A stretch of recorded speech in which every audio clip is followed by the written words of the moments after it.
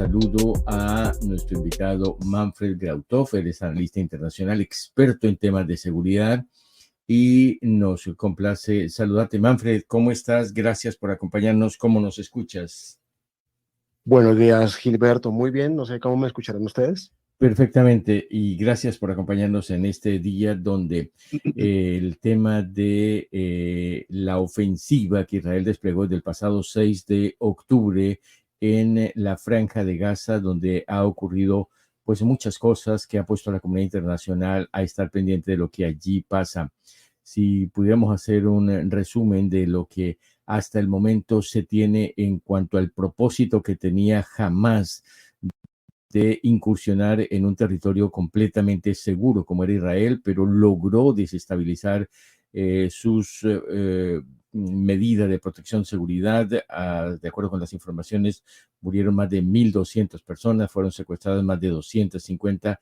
Se despertó a unas fuerzas de defensa israelí que prácticamente tienen sitiada a la Franja de Gaza. Manfred, ¿cuál es el análisis breve del día de hoy que tú haces?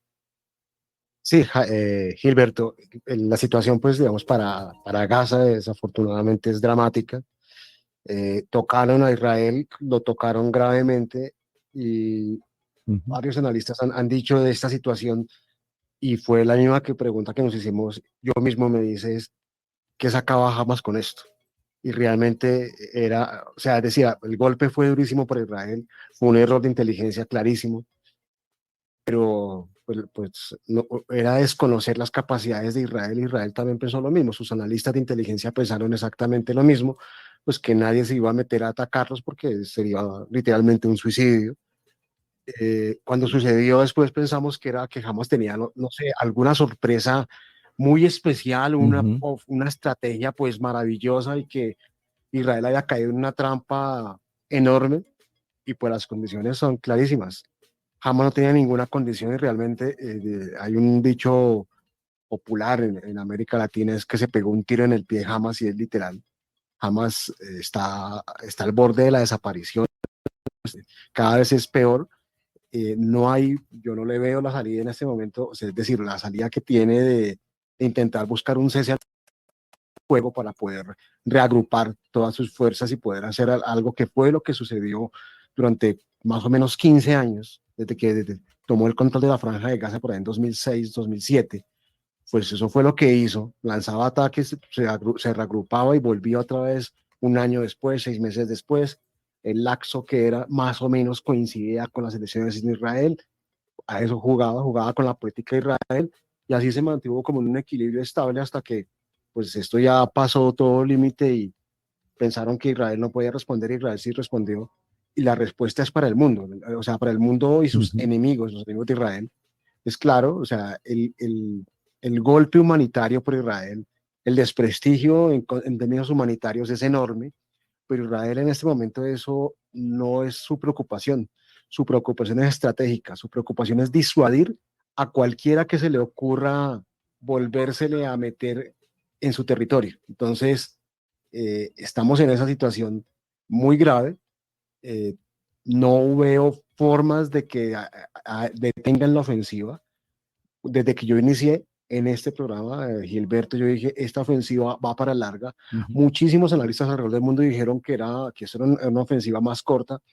Creo que estamos en eso y creo que los tiempos son de unos 6 meses, o sea, nos faltarían todavía 2 más y ya veremos qué es lo que sucedería del punto después de mañana. Dato curioso para que los oyentes, y es que en Israel los mercados financieros de todo Israel están al alza. Están al alza desde el 22, 23 de octubre, o sea, 10 días después del ataque, 15 días después del ataque, los mercados financieros están al alza. Eso da claramente una indicación de que Israel prácticamente ya dominó y controló la situación y que estamos a la espera de cuál es el día después de que se haya el control total de Gaza y que las fuerzas de Hamas hayan sido totalmente diezmadas, que no creo que tengan ninguna posibilidad con el drama humanitario que esto tiene gravísimo para todo ese territorio, pero creo que nadie más se va a atrever a por lo menos a ponerle un pie eh, a Israel en su territorio nunca más por un buen largo periodo de tiempo. Sí, estamos hablando con Manfred Grauthoff, él es estratega de temas militares y analista internacional desde Bogotá, y justamente nos ha acompañado desde cuando ocurrió este hecho el 6 de octubre en los análisis constantes. Y tú decías que una de las, de alguna manera, los analistas riesgos que tenía una invasión terrestre era justamente que se estarían metiendo en la boca del lobo, algo que de alguna manera nadie imaginaba. La estrategia que se tenía, si fue planeada o surgió gracias al despliegue de la inteligencia ya en el terreno, que fue barrer desde el norte hasta el sur y prácticamente ocupar toda la franja de Gaza, con las bajas que para el ejército israelí, por supuesto, ha tenido, pero también con las demostraciones al mundo de que los hospitales, las escuelas eran utilizadas como fortines militares, y hasta lograr intercambio de rehenes por presos de Hamas en Israel. Y, por decirlo, esta misma semana, ayer, un rescate armado en pleno corazón de la Franja de Gaza. Se destruyeron todas esas posturas que se decían que obviamente hubiera sido una emboscada en la que el ejército israelí hubiera perdido. ¿Cuál fue el punto de inflexión donde Israel, aunque lo tenía, nunca pudo haber desarrollado una situación como la que hizo después de la incursión armada y en la que muchos de sus ciudadanos fueron asesinados y secuestrados? Sí, Gilberto, hay varios puntos de inflexión que ha sucedido ahí. O sea, lo primero es cuando se penetra y se hace la penetración sobre Israel, pues nadie esperaba que eso sucediera. Es decir, pero fue un error político, y el error político fue haber tenido al ejército profesional. A ver, Israel tiene dos tipos de ejércitos, o sea, es el mismo ejército, pero tiene dos tipos. Uno que son reservistas y otros que es profesional. La fuerza profesional de Israel son 150.000, 170.000 hombres muy, muy preparados. Es un ejército realmente élite, pero los otros son reservistas. En ese momento el ejército profesional estaba recargado sobre Cisjordania, y eso fue un error político, y eso fue lo que permitió el ataque sobre la parte sur de Israel, y eso es lo que en un futuro escenario político es lo que se le puede terminar cobrando al gobierno de Netanyahu. Ese es el primer punto. El segundo es cuando fuimos a entrar. Cuando se fue a entrar dentro de Gaza, pues esperábamos exactamente la gran sorpresa, la gran estrategia de Hamas, pues no, nunca se dio. O sea, se sabía que había una red de túneles de más de 500 kilómetros, la gran estrategia de Hamas, pero ha sido lentamente muy bien desmantelada. Ha habido bajas, pero son bajas tolerables. En medio de todo lo que esto puede ser gravísimo, han sido bajas tolerables para Israel, y ha logrado ir haciendo como una cuadratura sobre dos sitios muy claves, que son Ciudad de Gaza y Can Yunis. Y hoy por hoy piensa ya eso es hacia el sur de Israel, con la frontera con Egipto, que es el paso de Rafat, que es donde cree que se tiene concentrado al grueso de las tropas, y pues esto ya nadie lo esperaba, y es la punta final de toda esta incursión. Es decir, en este momento Hamas no tiene recursos, se le acabaron los cohetes, se le acabó la munición, se le acabó la comida, es decir, la situación es realmente dramática en todos sentidos. Entonces, digamos que esos tres puntos. Ahora, la pregunta es, ¿y después qué? O sea, ¿quién va a asumir la reconstrucción? ¿O se va a quedar Israel contra el control de la franja de Gaza? ¿O la va a entregar a la autoridad palestina? ¿O una fuerza multinacional? Esa es la gran pregunta en este momento, de fondo, que hay es, ya no si la guerra se gana, porque creo que eso está casi que prácticamente definido, sino quién va a controlar esa situación después, que puede ser mucho más complicada la situación. Sí, en este análisis donde nuestro invitado Manfred Grauthoff se ha extendido sobre cuáles fueron los detalles de esta incursión, las consecuencias. Israel ganó más enemigos, pero también ganó los amigos que, como Argentina, van a hacer una manera de soberanía, pero también de respaldo al trasladar la embajada a Jerusalén, y cosas como lo que está debatiendo prácticamente el apoyo o el rechazo a Israel estaría definiendo la presidencia aquí en los Estados Unidos si las cosas no cambian, y ha puesto a hablar a todo el mundo. ¿Qué va a pasar con esa mediación? Obviamente Israel dice que no va a permitir que haya algo diferente a lo que está planteando, como no desocupar la Franja de Gaza porque evidentemente está en juego su seguridad. ¿Cuál crees tú que en unos 2 meses podría preverse un acuerdo donde los rehenes sean devueltos y jamás de alguna manera no existiría? Sí, o sea, el primer punto es, o sea, jamás sale o sale de ahí. Yo creo que eso no hay forma de negociar nada ahí. Dos, y esto era lo más delicado, a pesar de todo, los acuerdos de Abraham, que son los acuerdos que, o sea, los acuerdos que tenía con países árabes, como Emiratos Árabes Unidos, que es la más importante, Bahrein y otros, pues se mantuvieron. Pensábamos que iba a estallar, no estallaron. O sea, esas relaciones diplomáticas con el mundo árabe, que han sido difíciles para Israel, pues se mantienen. Inclusive se mantiene la puerta de apertura del diálogo con los saudíes, con las molestias que pueden Bienvenidos haber a... por haber atacado el territorio de Gaza, pero se mantienen. Entonces, esa parte también la gana Israel, digamos, la mantiene Israel. Yo creo que los dos escenarios más válidos que pueden, o sea, el ideal, ¿cuál sería? El ideal sería, este es el momento para definir los límites de un Estado palestino. Sería el momento ideal y Israel se zafaría ese problema de una vez, y el que más ganaría de un Estado palestino es Israel.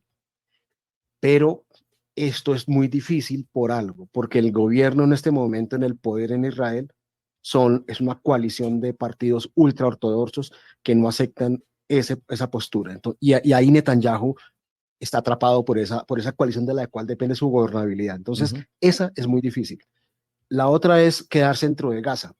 Esa podría ser la que más se incline con todos los costos y el desprestigio que eso tiene y demás, pero parecería esa, porque las otras, nadie se quiere meter a recibir a la Franja de Gaza. Una coalición internacional no creo que la vea viable, no tienen ganas de meterse en un problema pues que los va a distraer. Estados Unidos está pensando más en la guerra de Ucrania y en China que en este problema del Medio Oriente del cual se quiere zafar ya. Es decir, muy difícil. Y la otra sería entregarle esto al gobierno a Fatah, pero Fatah está completa. Fatah es el gobierno que gobierna en Cisjordania, que es palestino, que es, digamos, con el que tienen una relación armónica, no maravillosa, pero por lo menos es civilizada.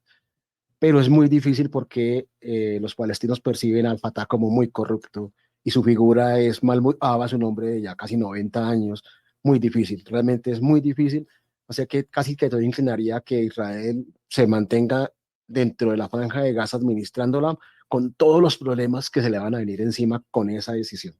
Sí. Creo yo, o sea, puede ser que me equivoque. Bueno, Manfred, muchísimas gracias. Algo final, todo país que entra en guerra, obviamente la economía entra en crisis, pero tú nos dices que las bolsas y todo lo que tiene que ver con la parte financiera ha ido en aumento en ese país. ¿Qué tanto el turismo, que se ha restringido en un altísimo porcentaje, y la vida normal en Israel ha cambiado? Sí, yo tengo alguna relación y puedo conectarme ahí.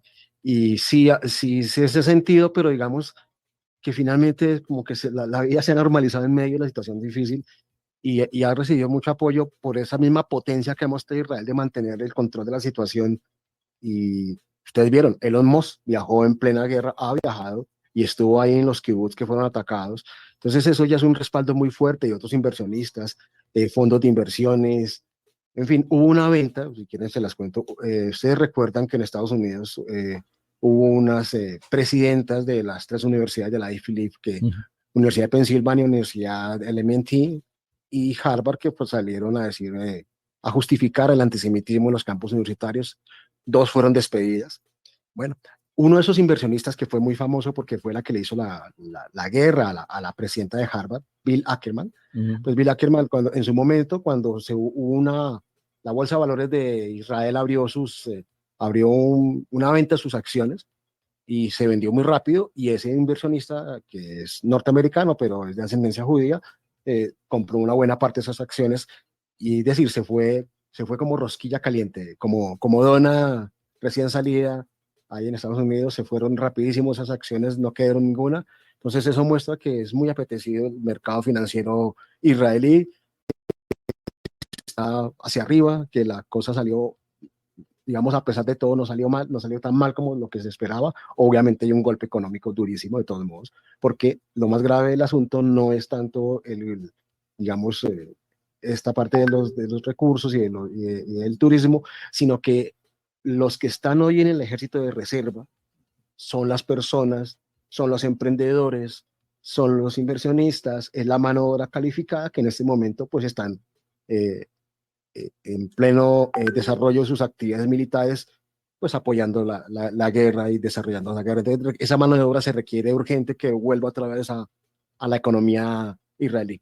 Eso es, digamos, el golpe más fuerte que se ha sentido en Israel. Manfred, y las amenazas de Irán, que cualquiera esperaría que ese apoyo que le ha dado de manera pública y abierta a Hamas, así como otros países, dices tú también, lo que hizo Israel fue demostrarle y retar al mundo que no se meta con Israel porque podría haber una respuesta inmediata. Quizás ese respaldo de Israel ha hecho que Estados Unidos, por ejemplo, obviamente responda en Irak a ataques de sus bases militares.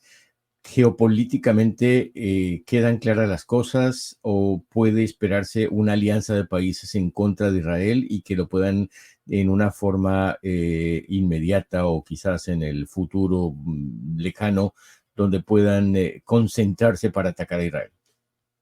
Yo creo que esa posibilidad por lo menos cae muy fuerte porque Irán primero ha sido golpeado, uno de sus jefes de las milicias, recuerden, en Líbano a principio de año fue batido por un dron norteamericano.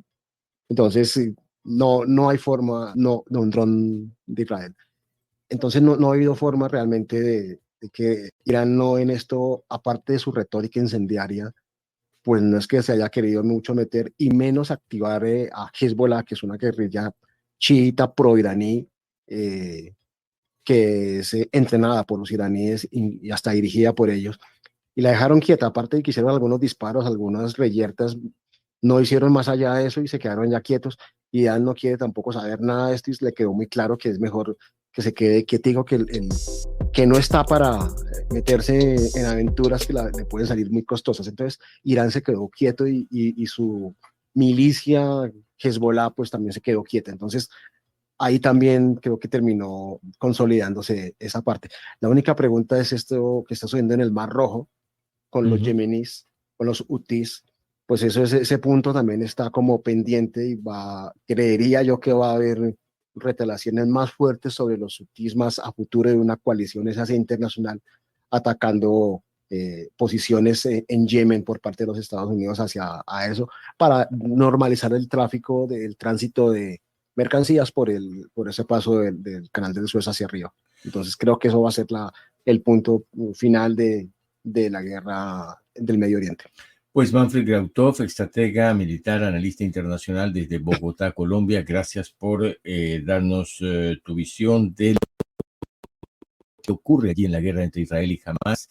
Y quisiéramos saber si tienes alguna página web, redes sociales, un correo electrónico donde alguien quisiera tener algún contacto contigo, alguna información que pudiera saber sobre lo que tú escribes y demás.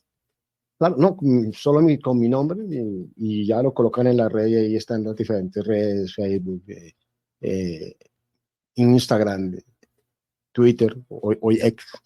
Ahí están las redes sociales y las publicaciones que tengo en los medios de comunicación. Donde publico, pues ahí están disponibles para que nuestra amable audiencia, si quieren consultar, pues aquí estoy a la orden. Muy bien, Manfred, muchísimas gracias. Que tengas un resto de martes muy feliz y nos hablamos en otro momento aquí para los oyentes de la Radio Pública de Orlando. Muchas gracias igualmente a la Radio Pública de Orlando y sus oyentes. Un saludo.